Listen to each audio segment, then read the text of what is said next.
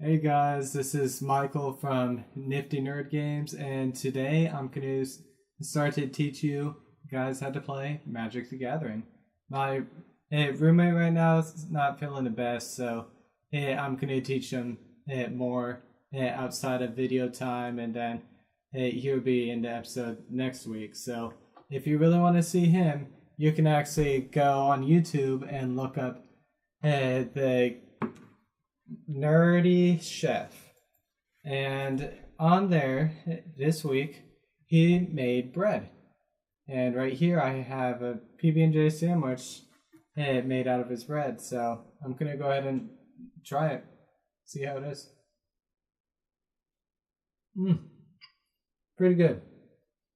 He taught me how to make this too, so I should be able to make this in the future now.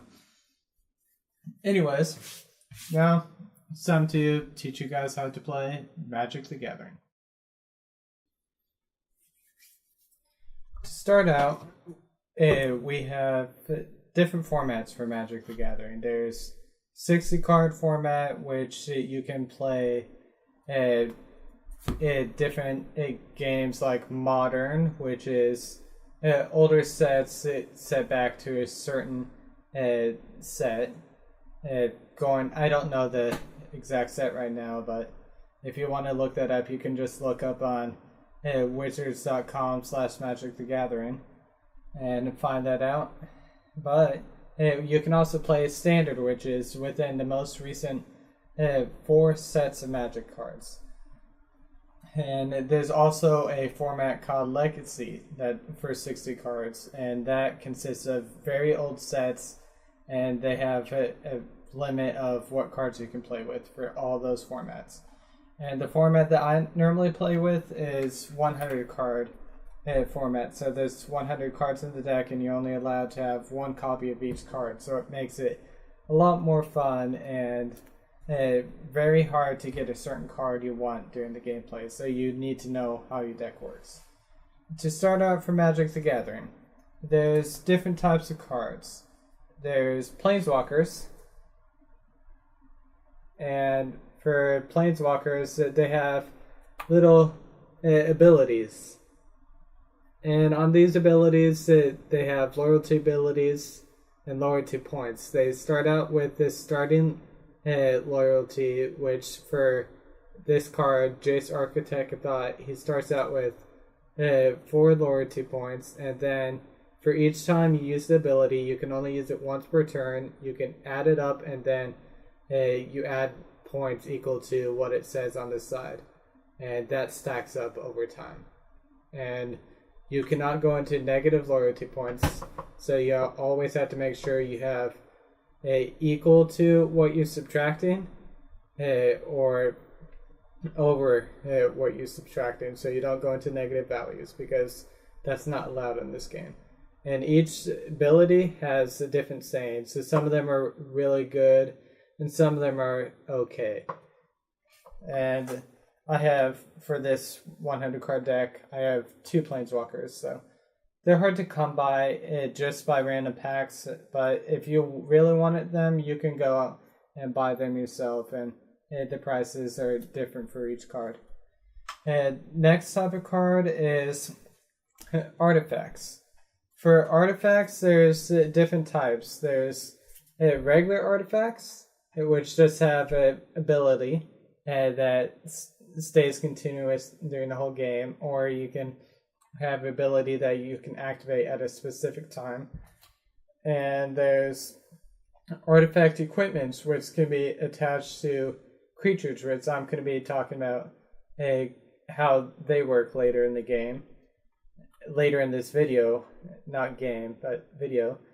And there's also artifact creatures, which are part artifacts and part creature. There's nothing really specified about them other than they have no specific color to them, and they are pretty good sometimes.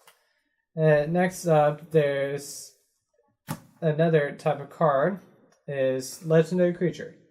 And Legendary Creatures, for this format, you could keep them in a special zone and cast it at any time you have the points, so to say, to cast them. I'm going to describe what those are later in this video, but for these, they're relatively really good. It has some pretty awesome abilities, and they're really fun to play with. So I advise you, if you want to try to make a deck, try to get a little bit more legendary creatures. This is one of my favorite ones. And there's also regular creatures, which are basically like legendary creatures, but they're not necessarily as great as the legendary creature. And so I will specify what all these things mean on the card later in the video, and let you guys know how you read it and everything, and how it's played. Another type of card for Magic the Gathering is Instants.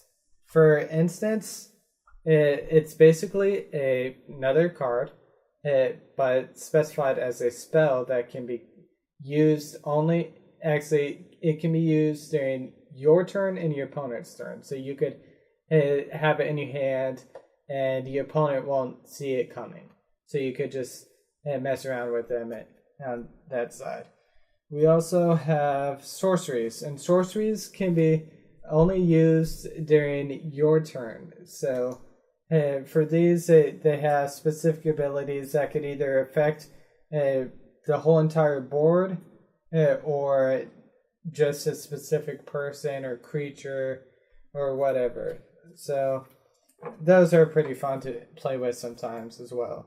And there's also enchantments, and enchantments comes in two different types. For enchantments, they have just regular enchantments that are kind of like regular artifacts, that their ability continues throughout the game.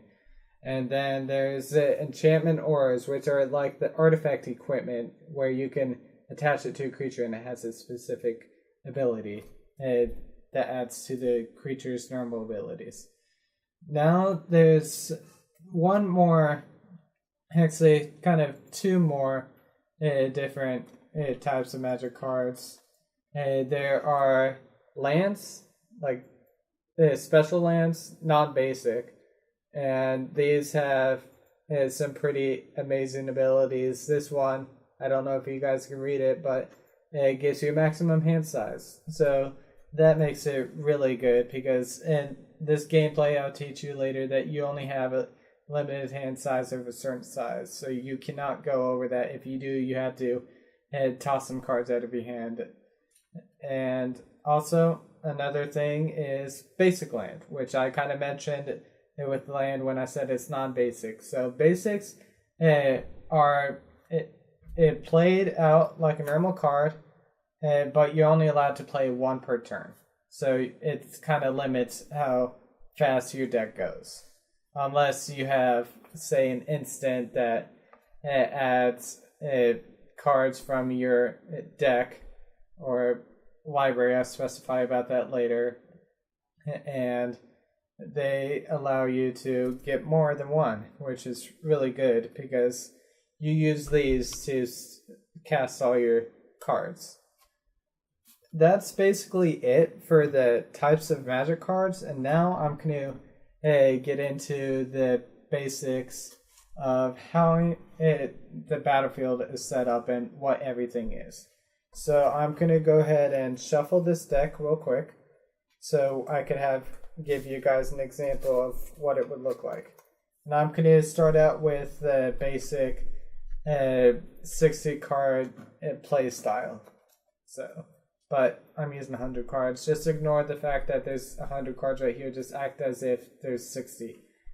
Just so you can get used to playing that format. Because I recommend you start out with that format before you get into something crazy like what I play. So I'm going to shuffle this around a little bit, and then normally when you play this game, after you shuffle it, you give it to your opponent and they cut the deck at a specific spot. So I'm going to just do a random cut after I shuffle this and hope that it works. And this way of shuffling is relatively good when you're shuffling with sleeves, but I highly recommend that if you don't have sleeves on your cards, you do it a certain way, and I'll go ahead and show you that way. It's kind of called pile shuffling. And for pile shuffling, you make stacks of however many piles you want. So I normally do the basic 6 for 60 cards. I don't really know why I choose that, but that's how I normally run. And then put my cards, shuffle them out like this into different piles until they're shuffled. Because right now I had all the cards separated into their types to make it easy to explain to you guys, but since I'm going to actually start describing the gameplay itself, I kind of need a deck that I can play with. So I'm going to do that real quick.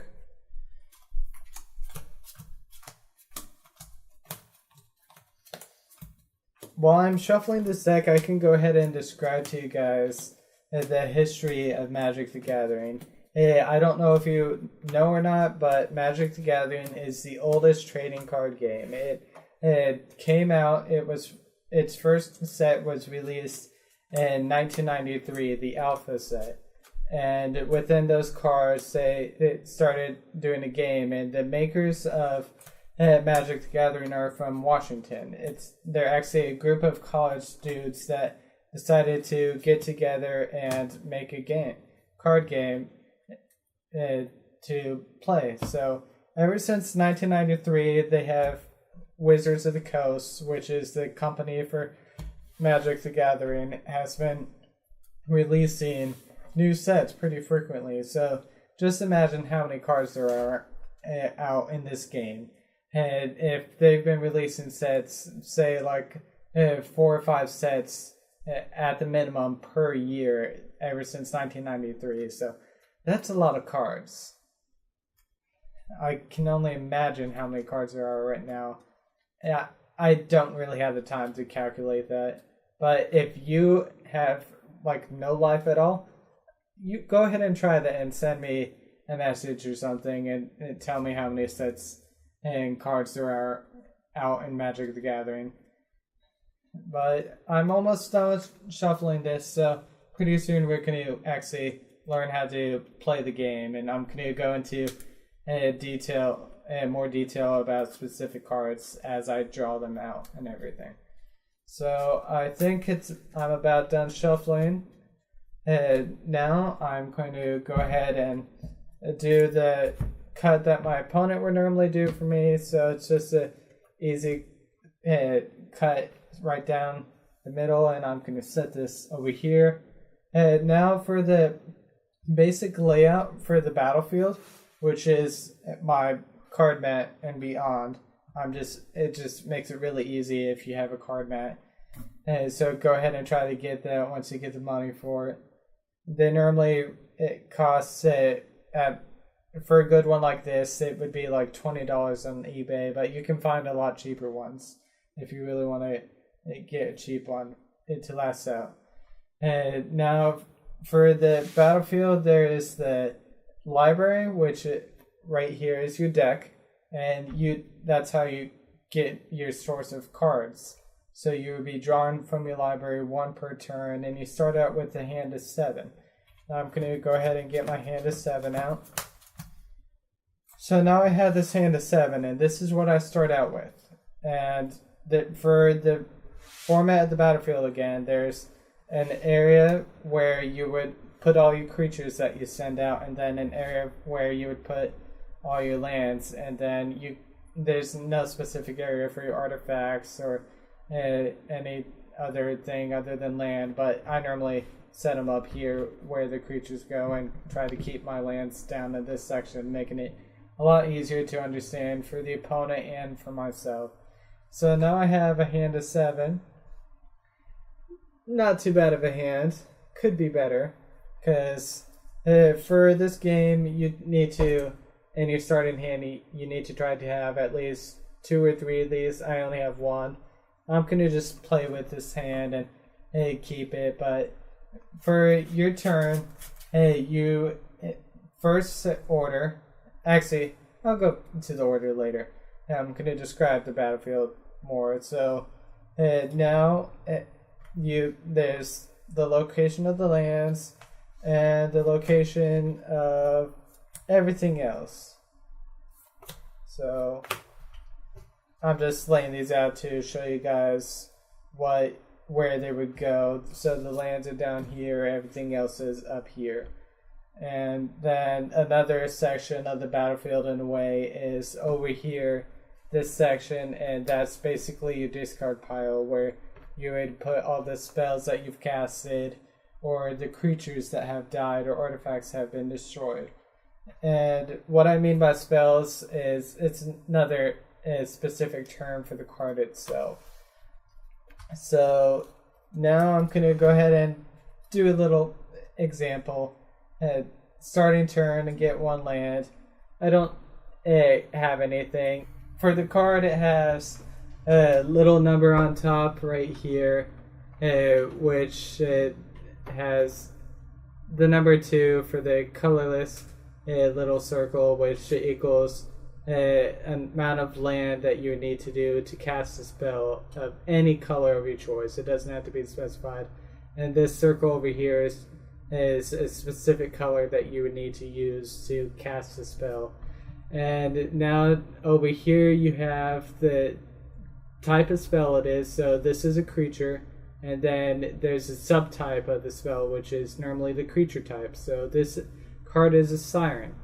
And now over here is the set symbol, which allows you to recognize what set this card is from, and the color of the set symbol helps you recognize what the rarity of the card is. So this card is a rare, so it's pretty good, and the other types of rarities from least to the highest. It starts out with commons, which is basically like this, and if you can see in here, there's a black symbol. The set symbol is black, so that it shows that it's a common. And now you have the next step up. It's an uncommon, and it's a silver color, so that specifies that the card that I'm holding right here is an uncommon. And now the next step up is a rare, which I specified earlier. And the last one is a mythic rare.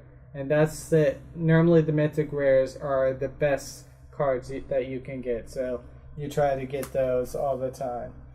And going back to the specifics of the card, other than the rarities, you have little abilities that these creatures can have. Like this one says, target creature attacks target opponent this turn. So say you tap the one land to produce this mana, and that's how you cast everything. You tap the land, and then it untaps at the beginning of your turn. And then you would tap this card itself, and you could choose a creature of any player that controls and have that creature face another opponent.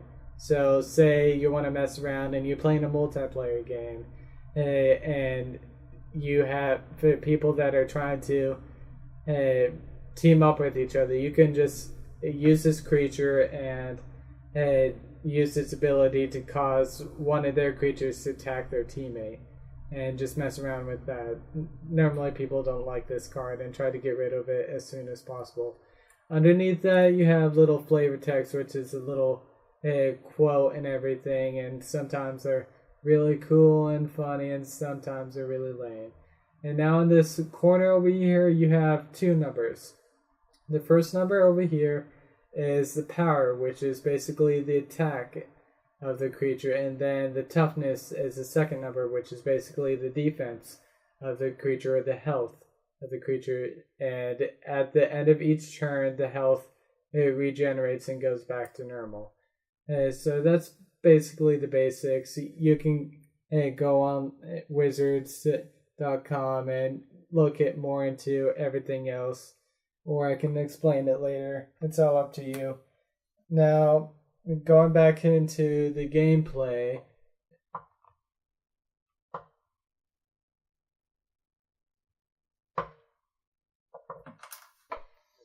Now going back into the gameplay, we're going to try to play this out a little bit.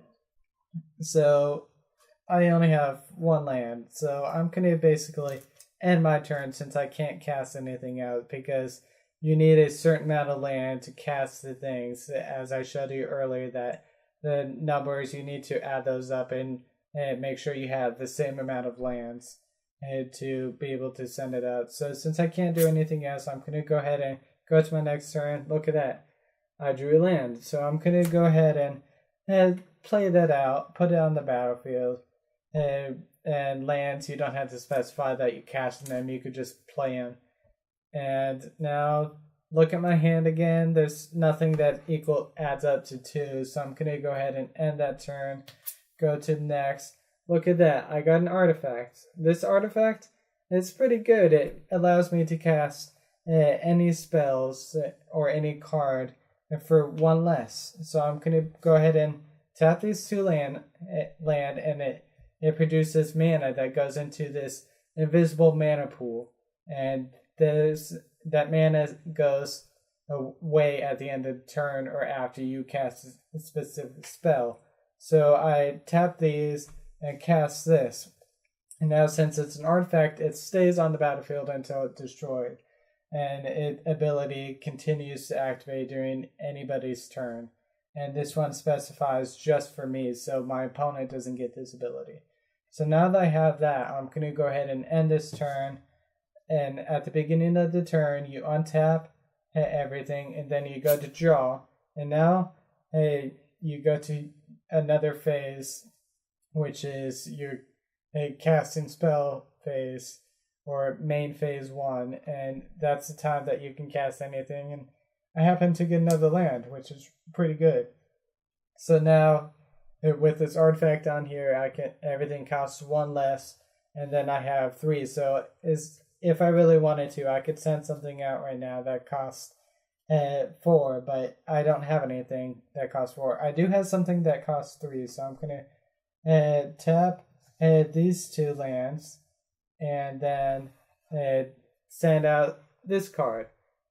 And since it costs 3, I can send it out now. And when creatures enter the battlefield, they have a specific thing called Summoning Sickness, which stops them from being able to attack and everything, or use the ability that causes you to tap it. But any other time, you can still use the ability right away. And so, since I can't do anything else, the creature has Summoning Sickness, I can't attack with it yet. I'm going to end that turn and go ahead and draw a card. I drew a pretty good card, so now I'm going to, let's see, can't cast anything. So basically I would go to attack, and it deals 1 to opponent, and for life-wise, for the 60 card formats, it's 20 life, and for the 100 card format, it's a 40 life, which 40 life is obviously going to take a lot longer and everything. And the way to end the game, you either bring somebody's life to 0 or less, or you cause the person to have all their cards of their deck or library and their graveyard or discard pile, have all of them in there, and then when they go to draw a card and they can't draw anything, they lose the game. So there's also a few other ways to cause someone to lose and cause you to win the game, but I'm not going to have you guys be confused about that. And it looks like that we're going to go ahead and talk about one little other thing, which is attack phases. For attacking, you have a specific area where you declare your attacker. So you say, I want to attack this creature, so you're going to go in and attack it. Tap it, showing that your opponent knows that you can attack with it. And then your opponent will have the turn to decide if he's going to block or not, and who he's going to block with. But if he has no creatures, the damage goes directly to the player's life total. And then after they choose their blockers, they go to the damage calculation, which is kind of self-explanatory. It's the point where you calculate all the damage that has been done to both the creatures and the players themselves. So that's basically the attack phase, and I'm going to go ahead and end this video here. And if you guys want to continue learning more about Magic the Gathering, I'm going to teach you guys more about it next week in episode 2. To end this video, I'm going to basically explain a little bit about my channel. And this channel is where I'm going to be teaching people how to play Magic the Gathering. And pretty soon after I teach people how to play it, I'm actually going to show you guys examples of the gameplay and everything. So after I do a season of Magic the Gathering, I'm thinking about doing a season where video games. So I'm going to teach my roommate, Christian, or the nerdy chef, whatever you want to call him. I'm going to be teaching him how to play video games because for some reason he doesn't really know how to play them and he's not that great at them. So I'm going to teach him how to do that. And that's the basic of this channel. I hope you guys enjoyed this video. Go ahead and give it a like down below. And if you really love the videos, go ahead and subscribe to the channel so you get all the notifications that I'm releasing a video. Well, I hope you guys have a good day and a wonderful night wherever you are in the world. And I'm going to go ahead and say goodbye.